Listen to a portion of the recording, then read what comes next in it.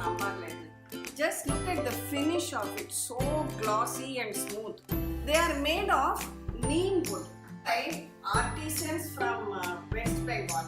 I understand there is a community of artisans who have been for generations making these kind of ladles using neem wood.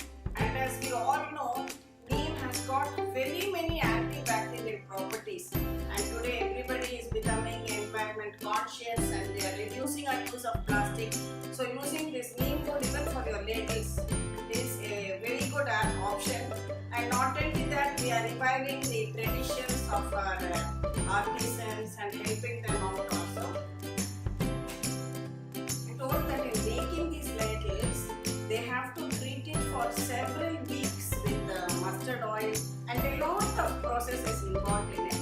But the end product is so beautiful, such a smooth, glossy finish. Maintenance also is very easy. You just wash it with some soap and water as you would do others and wipe it dry and keep it clean. Don't use a steel scrubber as that might give some scratches.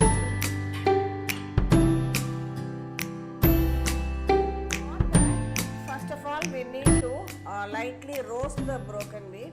So here I am taking a spoon of oil and we'll roast it for a couple of minutes.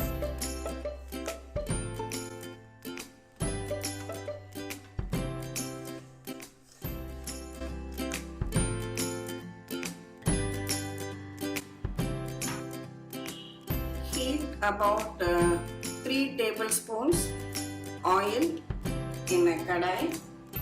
Here I am using this SOAPSTONE kalchatti.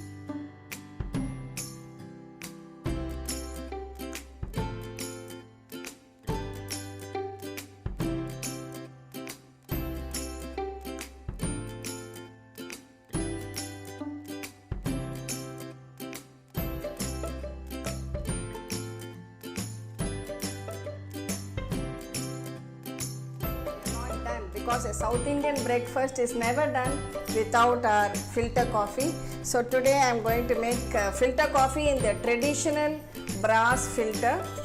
This is a typical South Indian style, and as you know, this is Zishta cookware.